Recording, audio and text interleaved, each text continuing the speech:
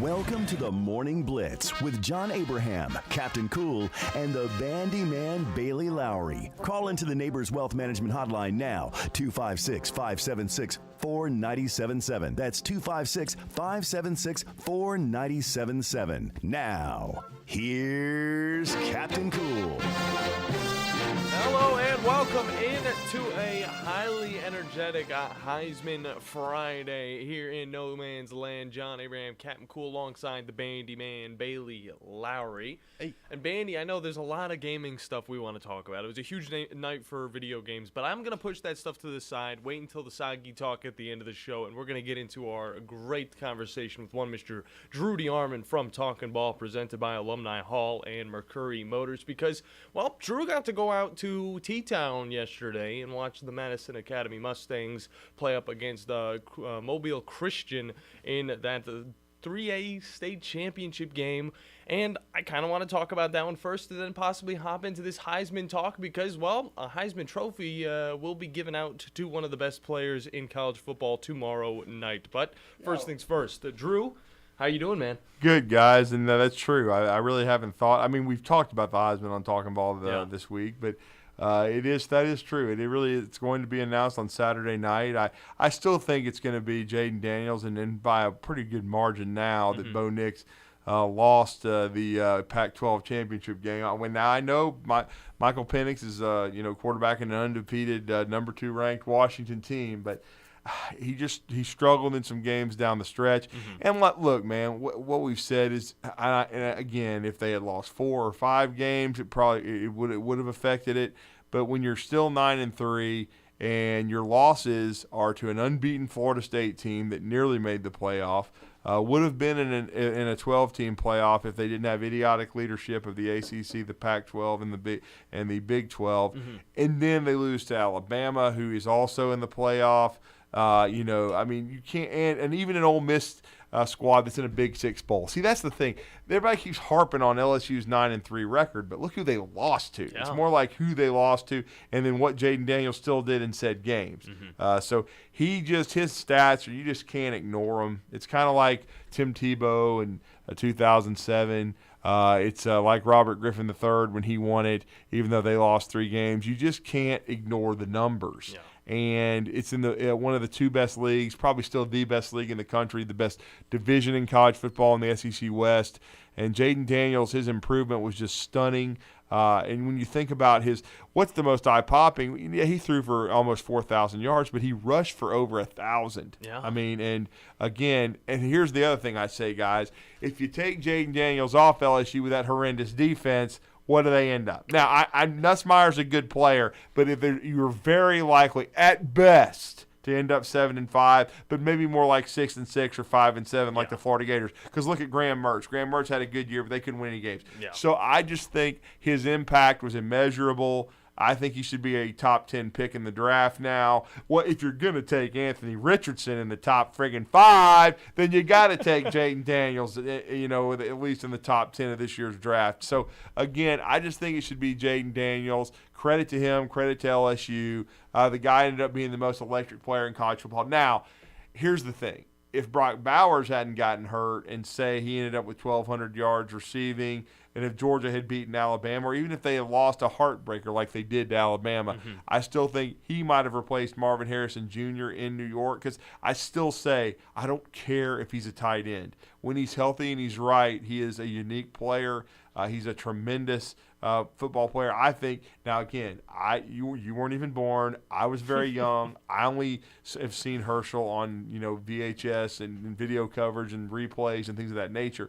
But he is the greatest dog of them all. But I think you can make a case that Brock Bowers could be second. He certainly is the best I've ever seen at Georgia, and that's a tight end I'm talking about. But I don't really care that he's a tight end. I just know that he's a unique talent. I think he should be a top 5, top 10 pick in his own right, and I think he'll be a Hall of Fame player. So, again, but I think Jaden Daniels is going to win the Heisman Trophy, no question about it. And then what will be interesting is if LSU's aggressive in the transfer portal. They've been mentioned with a couple of quarterbacks. Or do they believe in Nussmeier? Because, again, they got Jaden Daniels certainly out of the transfer portal. And, hey, here's another thing to think about, too, when we're going into now that we're into portal season.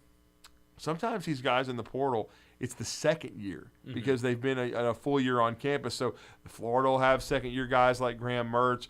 We'll see how some of these teams that were so aggressive, Colorado, and they're going to be aggressive again. Are they going to be a year better with some of these guys on campus, for a full calendar year and going into their second season in a program? Yeah, it's definitely going to be interesting. We see a lot of these transfers really make a name for themselves. Obviously, Bo Nix could be thrown into that. He started out in Auburn, and now look at what he's doing at Oregon. He's able to get into the Heisman race altogether. It really is. I mean, what would you rather choose? A young quarterback with little experience or an older quarterback with experience as a starter at another college? Well, I think a lot of coaches want the experience. I mean, it's because it's very hard. Like Alabama's bringing in Julian Sand this spring, the number one quarterback in America, but I'm sorry, he will not beat out Jalen Milroe. Milroe will be back. It's very hard for a true freshman to be a QB on the major college level and have that kind of impact. Bryce Young didn't even do it. Tua Tagovailoa didn't do it until the end of his freshman year. It's very, very difficult. And so I don't anticipate that. But I did want to circle back, though. I mean, because you started the conversation with Madison Academy, I want to congratulate them. We had them on their entire 15-week, journey. It was amazing.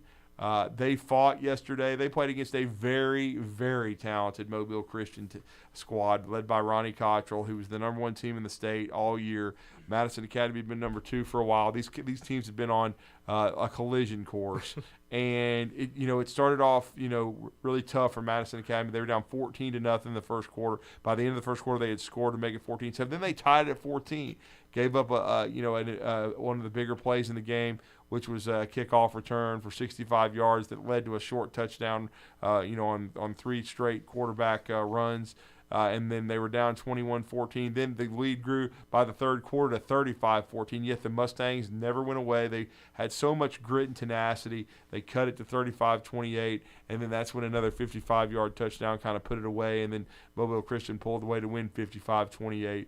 But they really, really battled and fought. And, they couldn't overcome the 3 interceptions early in the game, but they never quit. And they had guys like, Jake Poldiak. He transferred in from Pennsylvania this January. He still threw for well over 300 yards, I think 342 yesterday.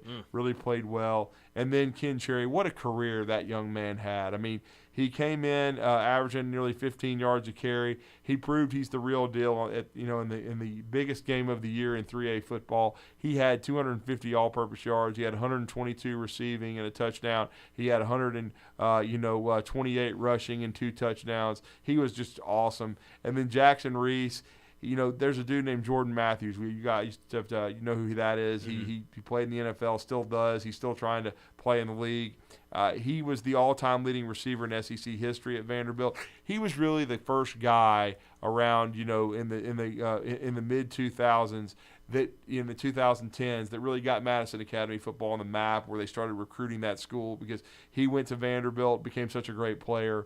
And, he holds all the career records for Madison Academy in receiving. But as far as season records, Jackson Reese, I think he broke Jordan's catches record. He also, I believe, by the end of yesterday, broke his yards record for a season. I think he was one off on touchdowns. I think he ended up with 13. But he had his 4th, what I would call Moss catch in the corner of the end zone. He had 6 catches, a team high, 69 yards, and a touchdown for Academy. So he went out on a very high note as well. Just very proud of those young men and the way they competed. And we certainly wish they could have won the state championship, but they lost to a very special group of people. And, again, you guys were able to be a part of a state championship journey last year doing Buckhorn, and you guys will be back at it tonight over at the Bucks Gym against Columbia. That's going to be great. I'm going to be over at Huntsville High. They're taking on number 1 Hoover. So there's a lot of great action, and we're very blessed with high school athletics here in Huntsville. Yeah, and sadly we won't actually be at that game because it will be away at Columbia. My bad. I thought that you guys had a home game. It's totally fine. You got to worry about your own stuff, man.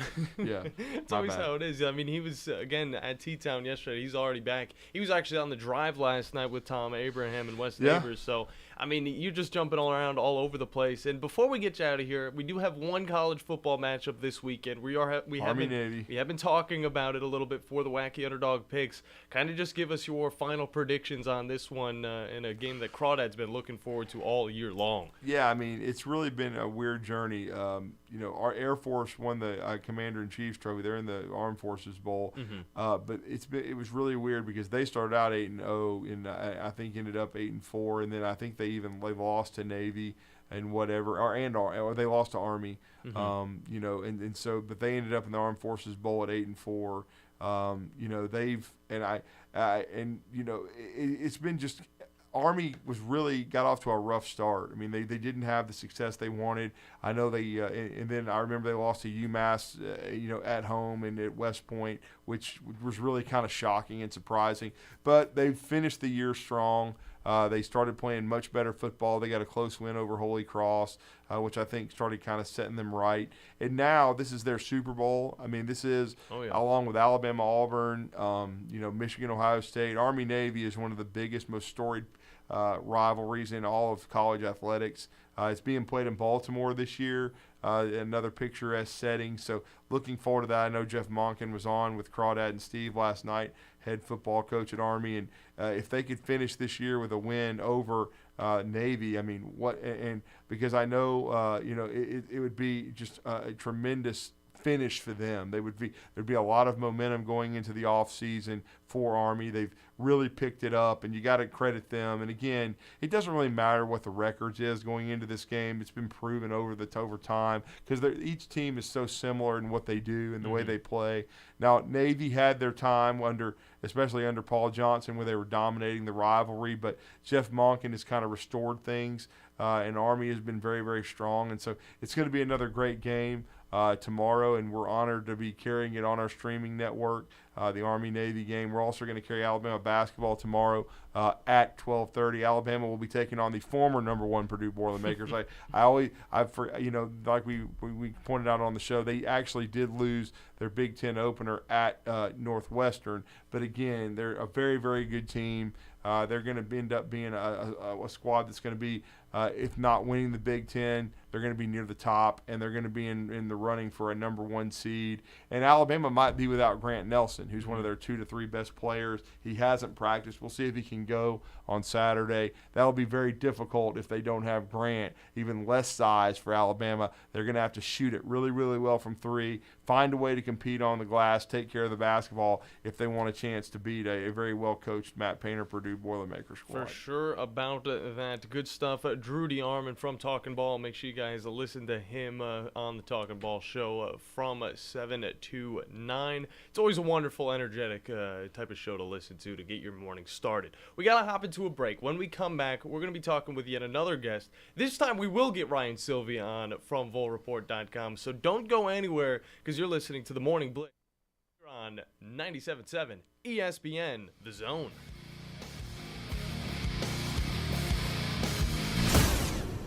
The state's largest orthopedic group is growing to meet the needs of the patients in our community. The Orthopedic Center has long been the most trusted name in orthopedics in North Alabama. So as our area continues on the fast track, so does the need for premier orthopedic care anywhere and anytime you need it. TOC is proud to announce the opening of our new locations in Albertville and Hampton Cove, along with the grand opening of our newest office in Decatur. These clinics will offer the same high-quality orthopedic care you have come to associate with TOC, with the convenience of being closer to home. As a patient, your time is your most precious asset, and we recognize that at TOC. That's why we are also proud to announce the opening of our urgent ortho clinics to handle those bumps and bruises that need prompt attention. These clinics are available to care for acute orthopedic injuries with no appointment necessary. With 38 physicians, 20 centers of excellence, and now more than a dozen locations to serve you, TOC will continue to be the name you turn to for the best orthopedic care at the right time. Visit our website at visittoc.com for more information. TOC, helping you live a better life. Specializing in simple and affordable rentals, McCurry Van and Car Rental can make sure you have just the right vehicle for your next family vacation, weekend getaway, or if you just need transportation while your vehicle is being repaired. McCurry carries Ford Transit vans and Mercedes Sprinter vans, trucks and work vans, and more. And they offer discounted rental rates for long-term rentals. Now with 4 locations: Athens, Muscle Shoals, Coleman, and Huntsville. Log on McCurryRentals.com to make your reservation now. That's McCurryRentals.com. This is Wes Neighbors sitting here with Philip Love of not only Eagle Insulation, now he represents Eagle Companies. Eagle through the years have added several companies to help individuals or builders through their construction renovation process. Eagle is known to represent quality, efficiency, and professionalism. Philip, I know you do insulation, but do you do masonry? We do. Do you do grading, erosion control, and dirt hauled off? We do. Do you do after paint, which includes shower doors, mirrors, shelving blinds, and bath hardware? Yes, we do, Wes. Do you do landscaping and irrigation? Yes, we do. So basically, Eagle can help you all along your process of building your house or doing renovations. So do you do plumbing? We do not, Wes, but we can find somebody to do it. Just give them time. They'll be there. Anyway, call Eagle Insulation at 256-755-1556. Eagle saves you time. Eagle saves you money. Call Eagle today. Thanks, Wes. Work injuries happen in Alabama all the time, whether it's an accident at work, getting injured, lifting heavy objects, hurting your hands on a machine, or just performing the same movement over and over until your body breaks down. But when it happens, there's only one law firm to call in Alabama. That's Pond Lehocky Giordano. For personalized legal support, reach out to Pond Lehocky at 855-774-3838 or pondlehocky.com. The representation is made that the quality of the legal services to be performed is greater than the quality of legal services performed by other lawyers. Tom Abraham here for my friends at North Alabama Mortgage. Did you know that average home equity is at an all-time high? But so is average consumer debt. Even though rates are higher now, you can use your equity to pay off your high consumer debt, student loans, etc., then refi when the rates drop. Don't put off that new home purchase. When rates drop, prices will go up. Buy now and get the best price and then refi when the rates drop. This is the time to talk to the experts at North Alabama Mortgage. Visit NorthAlabamaMortgage.com for more information.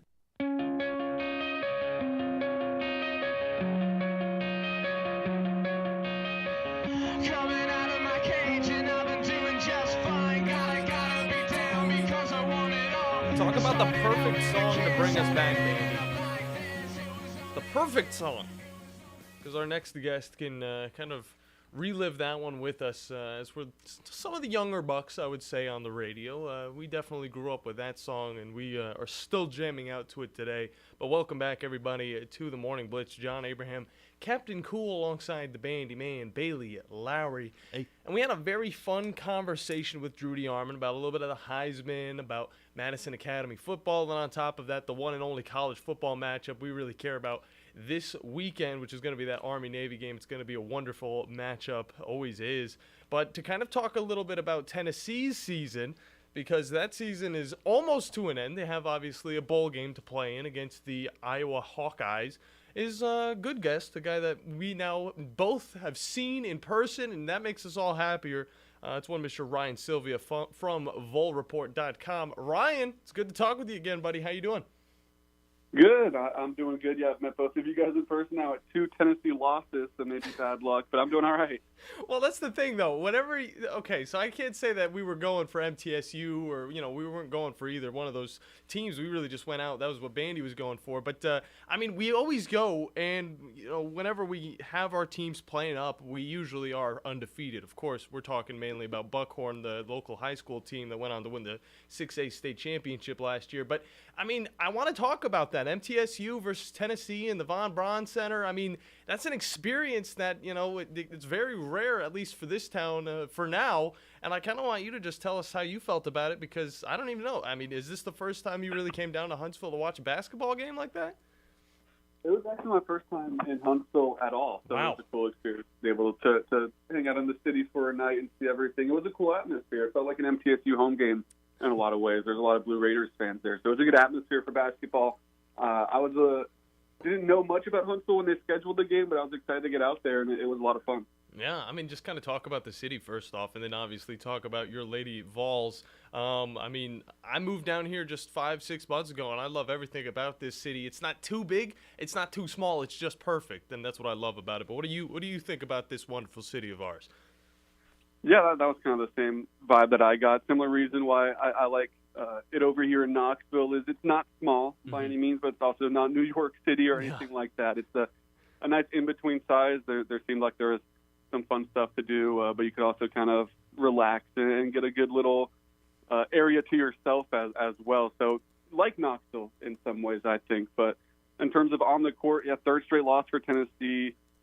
Not the best stretch for the Lady Vols. Of course, they're missing the star player, Rickea Jackson, one of the best players in the country. She'll be a first-round pick in the upcoming WNBA draft. That does a lot. That missing her obviously is a big hit.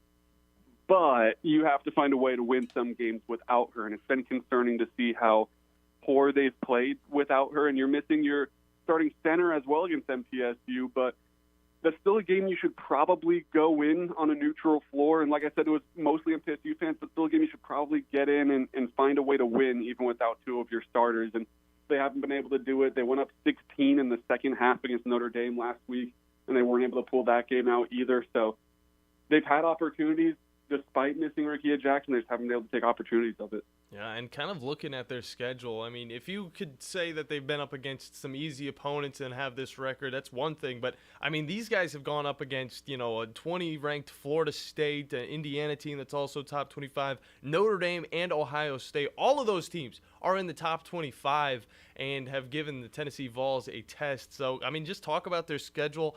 Is this something that just kind of, it's good to get out of the way early and then they kind of work towards better, ranking later on? Yeah, it's kind of the Lady Vols way. How it's been is to have a really tough out-of-conference schedule. Funnily, this year, it doesn't include UConn or Stanford, which it usually does, but they still found a way to make it a really tough slate. You also tossed in an Oklahoma team that was ranked when Tennessee played them into the mix as well to talk about this schedule. It's just been an absolute gauntlet. Tennessee men's basketball in a similar situation as well, playing a bunch of good teams, but last year it was a similar situation. Tennessee got off to a really poor start by conference play. They started to get things going, finished, I believe, third or fourth in the SEC. I think it was third in the SEC. But they got that bye in the SEC tournament that's so important. Ended up beating LSU and playing in the SEC championship game and then making a run to the Sweet 16. So I think you could argue last year that it helped, that it got them tested early and helped them at this point.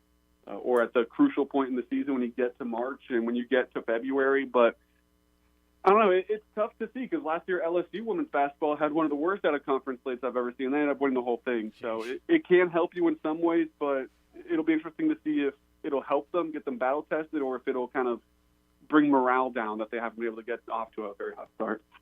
Ryan Sylvia with us from VolReport.com. And actually, it kind of feels weird. I'm the one saying let's take a break from basketball and step over into football for a brief second. Okay. But, I mean, we got Tennessee playing on a New Year's Day bowl against the Iowa Hawkeyes. I mean, just kind of preview this matchup. I mean, do you think Iowa's stout defense could give this Tennessee team some trouble, or maybe their lack of ability to score, to put it in nice terms, is going to allow Tennessee to kind of roll on to a pretty comfortable victory on New Year's Day? I saw someone call it the tortoise and the hare bowl just because of how opposite their styles are. Obviously, Tennessee wanted to get out and have a lot of tempo and a lot of pace in their offense and snap the ball quickly and make adjustments really quickly, while Iowa slows things down to a snail's pace. Both teams are going to do what they want to do. The time of possession is going to be a really funny statistic to look at, I think, where Tennessee might win this game by 10, 17 points and have the ball for like 10 minutes of the entire match just because of how these teams play. But I think Tennessee will win. Iowa's offense leaves a lot of room to be desired, obviously. It's a really good defense. They do a good job of holding teams. Obviously, when your offense is one of, if not the worst in FCS football, you have to have a good defense to win 10 games, and that's what they've done. I think Tennessee's going to see a little bit of success on offense. I think it's going to be somewhere in the 20s for Tennessee and then somewhere around 7-13 for Iowa. Maybe with Iowa's offense, a 7 to 10 point win's a comfortable one, but I think Tennessee wins. It could get ugly. It could look like that Texas A&M game Tennessee played in this year as well, where their defense had to step up and limit the Aggies going down the stretch. Yeah, and I mean, again, this Iowa Hawkeyes defense is pretty stout. They were able to hold Michigan to 26 points, and that's a very high-powered offense. But also Iowa didn't score a single point in that game, so that at least gives us a little bit of hope. And before we really, hop into anything else, I do want to kind of talk about some of these Tennessee Volunteers players because a few of them did earn AP All-SEC recognition. James Pierce Jr., lineman Cooper Mays, and, of course, running back Jalen Wright. Kind of just talk about these guys, where their future is going to be lying. And also, on top of that, just kind of go on those three dudes first. Yeah, those are three guys that are going to play on Sundays. James Pierce Jr., he's a sophomore right now, so won't be draft eligible. Mm-hmm. I would be shocked if he wasn't a guy that was picked pretty highly next year. The way he's developed from year one to year two and has continued to grow throughout this season and continue to add moves getting to the quarterback. At first, he was just kind of a pure power bull rush at the quarterback, which still works and is still his main choice. But you've seen him have to adapt a little bit as teams figure out what he wants to do, and I think that's a huge step in someone's development is when you have that one skill that's working and then people are taking it away to be able to adapt to that and add a wrinkle into it, and that's what he's been able to do down the stretch. So he's a guy that could be a first-round pick next year. If you want a guy that's maybe not a household name right now but will be by the end of next season, I think James Pierce Jr. is a good option. Cooper Mays has his COVID year to come back for next year if he wants it. He didn't go through senior day, which obviously is a big indication of where he's thinking. So it looks like Cooper Mays will be back for Tennessee next year, the starting center for the Vols. I mean, he's the heartbeat of that offensive line. We saw early in the season when he was dealing with a hernia and had to miss a stretch of games, wasn't there for the loss to Florida and didn't make his way back. So later in the year, that offensive line looked way worse. There was more pre-snap penalties. There was more procedure fouls. There was all these issues on the offensive line that weren't fully corrected but looked a lot cleaner once Cooper was back. So it'll be a big deal to get an all-SEC caliber offensive lineman back on your team next year. And then Jalen Wright, a guy that could be drafted this year, 1,000-yard rusher, first since 2015, I believe, for Tennessee in a single season. Jalen Hurd being the last one. He's one of, if not the best running backs in the SEC. I'd put Cody Schrader above him after this season, but I don't know if I can find anyone else, in my personal opinion, that had a better season than Jalen Wright. Didn't find the end zone that much, but it wasn't really his fault. He was breaking out runs left and right. Against Georgia, first play from scrimmage, he's 75 yards to the house. So a dynamic runner, a big play guy, and he should be another one that gets an opportunity in the NFL. Yeah, for sure about that. And with ETN from Florida kind of getting into the transfer portal, there's no telling where he's going to go. It might open up some more room for some of these other Tennessee running backs to get into that top 5 SEC running back list as well. Before we get you out of here, it's a Heisman type of day because obviously that whole thing's going down tomorrow.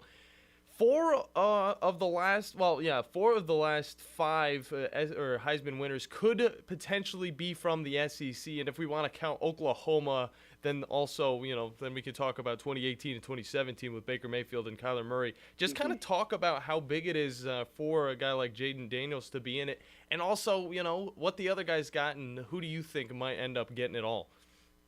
It's huge. It's the best conference in football, the SEC, so it doesn't feel like it would be a fair Heisman ceremony if you didn't have any representation in there. Yeah. Jane Daniels, best offense in the SEC, one of the best offenses in the country.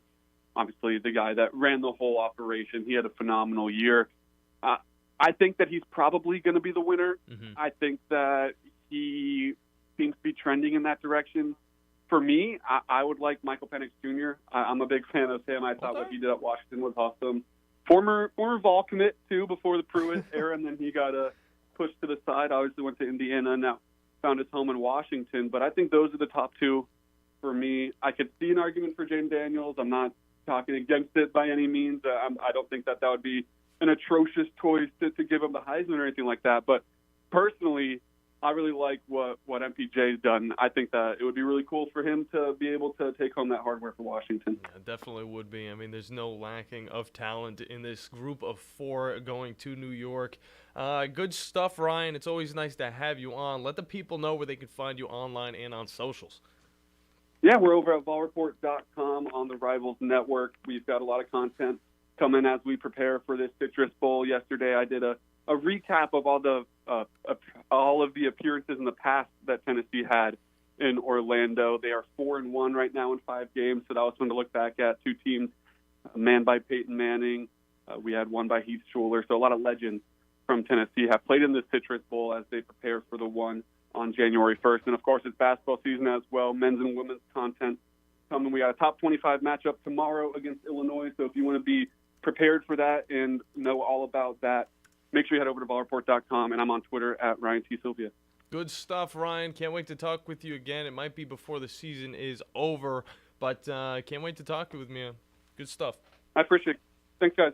Appreciate you, too. Again, go check him out over at volreport.com for all of his great articles. But, Bandy, we got to hop into a break. And you know what? I'll bring this up before we hop into this break. Remember yesterday when I was talking about these wacky underdog picks and I said, hey, keep an eye on this Patriots-Steelers game. It's going down tonight. We have 2 Mitchell Trubisky and Bailey Zappi going at it. Anything's possible. It would have been 6 points if anybody picked the Patriots to win. And you know what? They go on to win that game. You guys maybe should have listened to me. Either way, we'll be dropping some more of those wacky underdog picks for you guys to hop in. 256-5764-977 is the number to hop into the show here on the Morning Blitz on 97.7 ESPN, The Zone. Bandy. Oh, well, he doesn't have his headset on, so it's just kind of sitting here awkwardly while he's on the phone.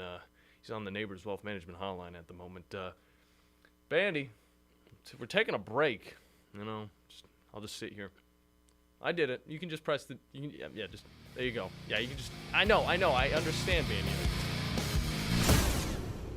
This is Brent Musburger's VSiN Action Update on 97.7 ESPN The Zone. Take the guesswork out of your holiday gifts. OmahaSteaks.com for 50% off site-wide and save an additional $30 with promo code VSIN. OmahaSteaks.com.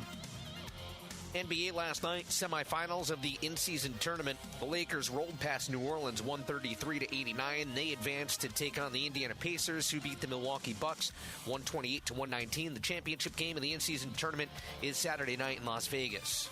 On the schedule tonight, Sacramento favored by 1.5 at Phoenix. The Clippers by 6.5 on the road at Utah. Dallas is an 8.5-point favorite at Portland. Denver by 8.5 at home against Houston. The Bulls are a 2.5-point favorite at San Antonio. 3 straight wins for Chicago. The Spurs have lost 15 straight. The Thunder by 3.5 at home against Golden State. Get the latest lines and more at vsin.com. This is a special alert to all Americans who own a vehicle with less than 200,000 miles with an auto warranty about to expire or with no warranty coverage at all. Due to a decline in the economy, CarShield is announcing a low-cost month-to-month vehicle protection plan that is now available to the public to save any driver out-of-pocket expenses on future auto repairs. Call now to find out how you can pay almost nothing for covered auto repairs. Yes, you heard that correctly. Pay almost nothing for covered auto repairs. An open phone line has been established for all drivers to call for a free quick quote. Call 800-306-8158 now. Drivers who are covered will not have to pay for covered repairs again. This protection plan is at an all-time low. Additionally, drivers who activate this vehicle protection today will also receive free roadside assistance, free towing, and car rental options at no additional cost. Call us for your free quick quote today. 800-306-8158. That's 800-306-8158. What do you have to lose? Call 800-306-8158. Again, 800-306-8158. Do you have discomfort in your legs? Varicose veins can affect not only how your legs look, but how they feel. Symptoms of varicose veins include pain, swelling, aching, heaviness, and fatigue. Dr. Tracy Lowery of Best Vein Care of Huntsville can diagnose and treat your varicose veins with the latest minimally invasive techniques. Diagnosis and treatment is covered by most insurances. Call 256-715-7151 to schedule your free screening. Go to bestveincarehuntsville.com. Are you tired of chasing a roofing contractor to show up on time, or even show up at all? I'm Sam Fleming with Fleming Roofing and Restoration. Our motto at Fleming Roofing is we show up. Our goal at Fleming Roofing is to provide the reliable customer service that you deserve, and we have the resources to meet all of your roofing needs: residential, commercial, industrial, replacement, or repairs. We are manufacturer certified for roof coatings, single-ply membranes, and asphalt shingles. Whenever you need a roofing professional you can count on, call Fleming Roofing and Restoration. We are committed to finding the solution that meets your needs. We don't have quotas or heavy-handed sales tactics. Fleming Roofing. We have expert experience. We show up. Free estimates. Residential, commercial, industrial, replacement, or repairs. Check us out at FlemingHSV.com. FlemingHSV.com. When you need a quick response, it's Fleming Roofing and Restoration. We show up. You've got to experience Toyotathon at Bill Penny Toyota. They've got the selection with over 700 new Toyotas to choose from. And they've got the extras with Bill Penny perks and a 10-year unlimited warranty. So get on over to Bill Penny Toyota today and experience Toyotathon. Bill Penny Toyota in Huntsville and online at BillPennyToyota.com. Bill Penny's Toyota 10-year unlimited warranty is valid through the 10th year of ownership. Valid on new vehicles only. See dealer for details. From the Fox 54 Weather Center, I'm Chief Meteorologist Dorton Dressman. Cloud cover builds through the course of the afternoon, though temperatures are going to climb into the low 60s. We're dropping into the mid-50s as we head into the overnight, early into your Saturday morning. During that time period, we could get some isolated showers across the Tennessee Valley. The best chance for rain is going to come during the middle and later part of Saturday morning and then stick with us through the duration of Saturday afternoon. Temperatures on Saturday afternoon going to climb into the mid-60s. We're talking about the chance for some stronger thunderstorms as we head into the overnight, early into your Sunday morning. I'm Chief Meteorologist Dorton Dressman on your home for ESPN Radio, 97.7 ESPN The Zone.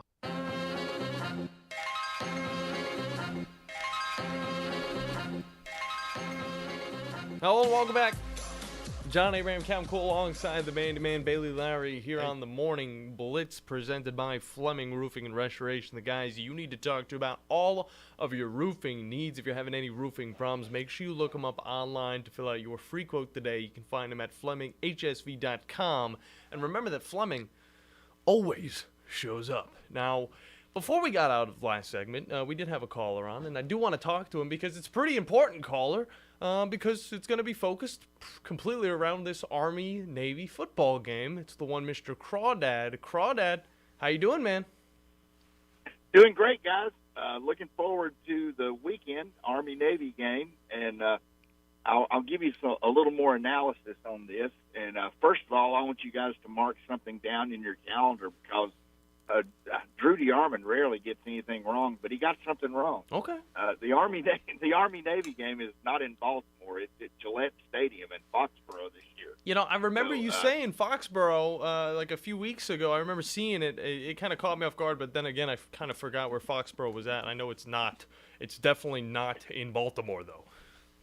That's where the Patriots play. Yeah. But, let me give you guys a little insight on this game. First of all, Army has had quite some time off. We're healthier than we ever have been. We beat Coastal Carolina the weekend before Thanksgiving and beat them handily. And Navy played SMU a couple of weeks ago and got beat 59-14, and they actually got drummed. They had a lot of people led off the field. We have no idea who they're going to have at quarterback. They may be down to a freshman, sort of like a Florida State type scenario. Mm-hmm. The only thing is their freshman scares me, and right now Army's favored by 2.5 points, and I think that's really going to work out. I think we're going to beat them by more than that. We're healthy. The key thing is this, and I asked Coach Monken this last night, is against Coastal Carolina we returned to the option offense, the under center option offense. 42 carries, 365 yards, only 2 passes. And I asked Coach Monken, I said, one, why did we go back to that? Because the reason was we went away from it because of blocking changes. Well, guess what? Coastal Carolina, no blocking penalties at all. And he said, well, our other offense had stalled, it wasn't working, and we went to this, and it worked well. And I said, well, I know you want to answer this, Coach, but what are you going to run against Navy? And he said, 11 guys on the field playing football. So good answer. What I've heard, good answer. I've heard from my sources that it's going to be a hybrid offense, that we're going to start out under center running the offense, and if it works, we'll never go away from it. And it's going to work, no doubt about it. Army has a senior-heavy team. We've got 30 seniors. They got a lot to play for. And my prediction I made on the show last night is Army 20-10, simply because this is a rivalry game. It's always close. Mm-hmm. I think I think they love to have me almost have a heart attack at the end of every game. But I think we're going to put it away. It's going to be a good game. There's a lot to play for. I have a little personal tie to this one because the jerseys are always designed under the auspice of a famous military unit. Yeah. This one's the 3rd Infantry Division. I commanded an attack helicopter company in the 3rd Infantry Division, the That's awesome. Rock of the Marne. So I'm really looking forward to this. And the total's 27. I think that's going to go over. Army's giving up 2.5 points. I think we'll cover that. I look to have another 40-minute time of possession, very low penalty, 3-turnover game. And the other thing is, we lead the nation in block punts. The last 2 games, we've had block punts for touchdowns. Special teams is going to be a big factor. We've got one of the best special teams coaches in the country. Mm-hmm. So we're going to run the ball. We're going to dominate the clock. We're going to have low penalties, and our special teams are going to win the game. So very nice. That's my take. That's my take on Army-Navy on Saturday. All right, well, we appreciate it, Crawdad. Enjoy the game tomorrow. Again, that'll be at 2 p.m., and you can listen to it on our station. I do want to talk about a little bit of Heisman stuff. I know we don't have too much time, but, we're going to get into it. I'm going to talk about it because, we do have some really good players. Now, Marvin Harris Jr., he's in there. I love what he does. He's a great wide receiver, but he's definitely not the best wide receiver, okay? I got to go to Malik Neighbors for the LSU Tigers. I got to go over there. And, of course, it helps when you got a guy like Jaden Daniels throwing you the ball. I mean, he throws that thing on a wire the entire time. But I just can't see, a wide receiver winning this year just with the amount of talented quarterbacks that we have in this Heisman running as well. And I'm going to be honest, okay? For Jaden Daniels, I gave him the name of playmaker, all right? It may not be, a perfect spiral that he's throwing all the time, but Daniels knows how to get it in the hands of his playmakers, and it definitely helps when you got guys like Malik Neighbors catching the ball and Brian Thomas Jr. Both of those guys in the top 15 of all wide receivers in college football. Those guys fly down the fields. There's magical. He's kind of also like the Magic Man. You throw the ball, and his guys just appear to have it at the end of that. He's just been doing some insane stuff. I do think Jaden Daniels will win the Heisman, but when I look at the other dudes in this list, I go Bo Nix first, and then Michael Penix last. I don't think that, and that's obviously, Marvin Harrison Jr., he's, I think, at the last. But when it comes to the quarterbacks, I think Jaden Daniels is number 1. 2 is going to be Bo Nix. Just because if we're talking about what the Heisman Trophy actually is, it's all about hard work. It's about, the grit and all that stuff. You look at any of these dudes, who's worked the hardest? I don't want to say that, Bo Nix has worked harder than Jaden Daniels, but he starts off at the team he's been, looking at all of his life in Auburn. He doesn't have a good time. He does fine in his first season.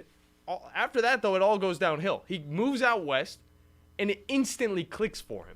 He instantly starts finding success. And this season, you could see all of that success just get wrapped into one. Yeah. Again, 4,145 yards, 40 touchdowns, 3 interceptions. The least of all of these guys. The only dude that had less than him was Jordan Travis for Florida State. He only had 2. On top of that, he also rushed 53 times this season, scored 6 touchdowns, 228 yards. That's the thing.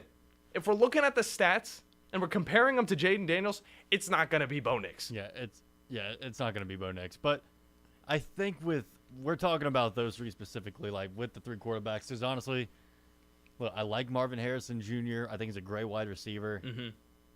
This is going to be a quarterback award. It's always going to be a quarterback award, like 95% of the time. Yeah, especially when these guys. Thank you, Devontae Smith, for getting the wide receiver Heisman. Thank you. But with these 3, Michael Penix Jr. just doesn't stack up to Jaden Daniels and Bo Nix. I mean, it seems like everything that Michael Penix Jr. has done really well this season, he's being outclassed in that stat by one of these 2 other candidates. Yeah. I mean, Bo Nix has more passing yards, a higher completion percentage than Penix Jr. does. On top of Jaden Daniels, just having kind of just like a little bit of everything. Well, I'll correct you on that. Oh, really? I don't like to correct you because Michael Penix Jr. actually, the only thing I think he's got going for him is the passing yards because he actually does have the most in all of college football with 4,218 compared to the 4,145 that Bo Nix has. Okay, I misread that. I thought I was reading Bo Nix's ones. Okay. It's totally fine because, I mean, you could get it all mixed up. Whenever it's over 4,000, you know you're a good player. Yeah, still. The thing that happens is he forces the ball so much. I call him the commander, whereas Bo Nix is the golden child. I'll call Michael Penix Jr. the commander because he's so commanding with his throws. He makes sure those balls get where they need to be. However, it's worked against him many times, as you can see with the interceptions. He has 9 on the season. The other 2 guys that we're talking about, Bo Nix has 3. Yeah. Jaden Daniels has 4. All right? So, whenever you're commanding it a little too much, you're going to end up throwing interceptions. That's going to work against you when it comes down to this, holy prize at the end of the season. Jaden Daniels is going to win it. But do I think that Bo Nix deserves it a little bit more from what he had to go through, fighting through adversity, playing for a team that he loved, like Auburn, and having to be grown up enough to where he moves away, goes all the way out west to Oregon, and just pops off and has a spectacular season? It's quite an interesting thing when it all comes down to it. But right now, Jaden Daniels is the favorite. Behind him, Michael Penix Jr., and behind him, it is Bo Nix. And then, of course, behind him, Marvin Harrison Jr. But we got to hop into a break. When we come back, why not, Bandy? We can talk some video games. Don't go anywhere. You're listening to the Morning Blitz here on 97.7 ESPN, The Zone.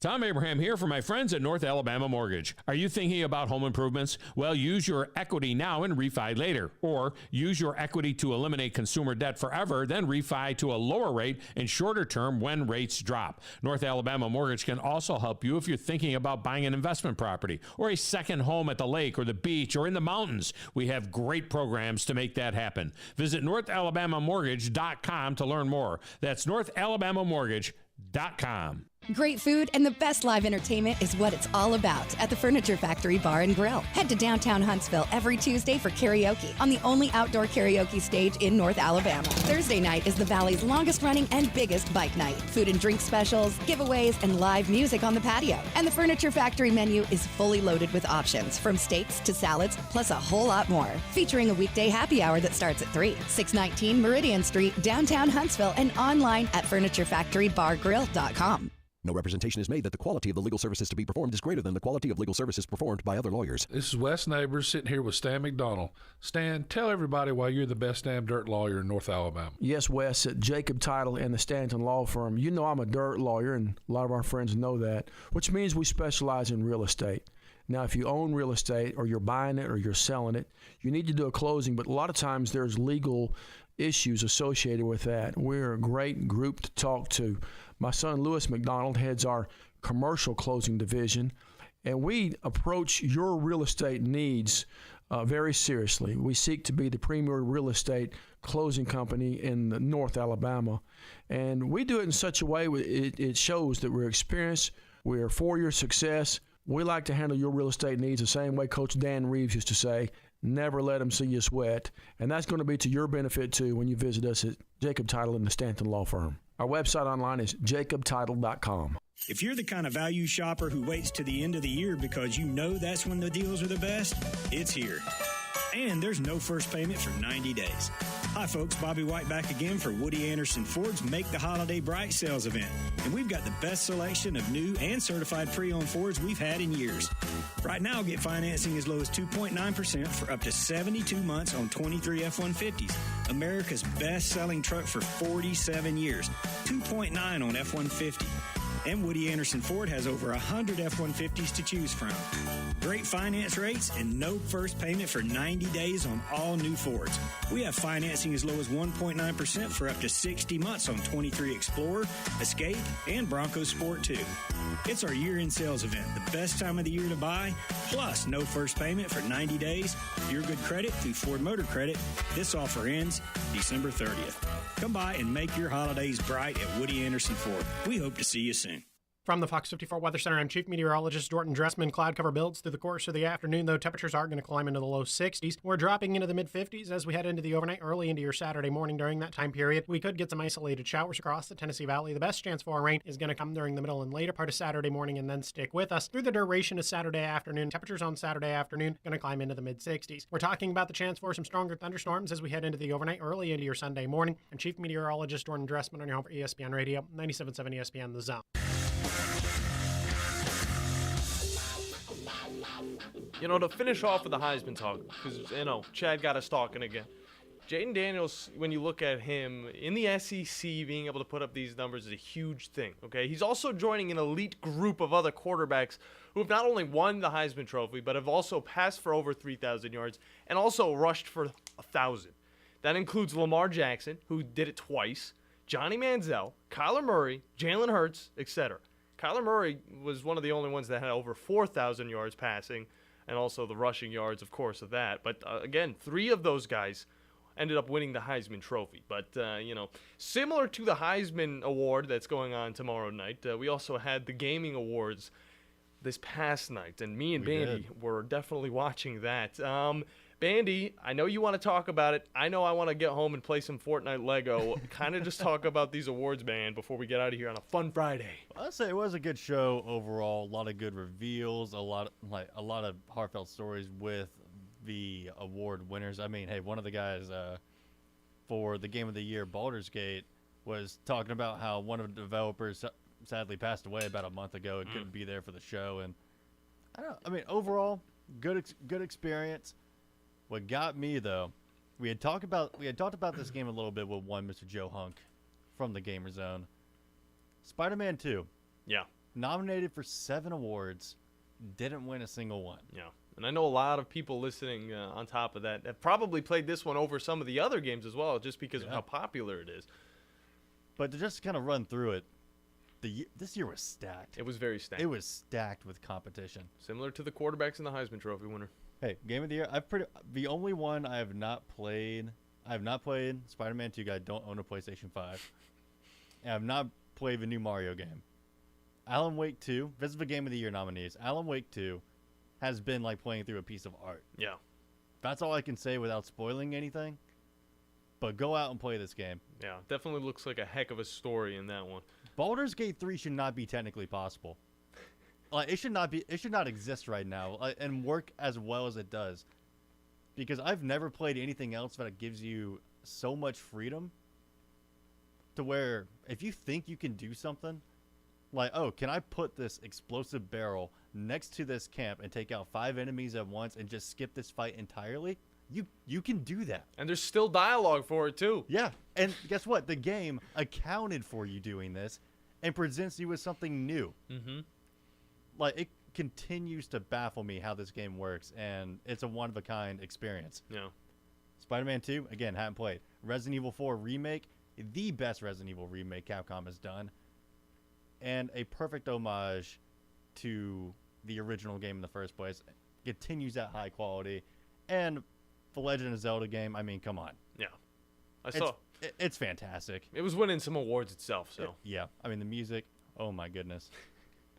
But it was up against some stat competition this year, and I think Spider-Man 2 just played it a little bit too safe. Yeah.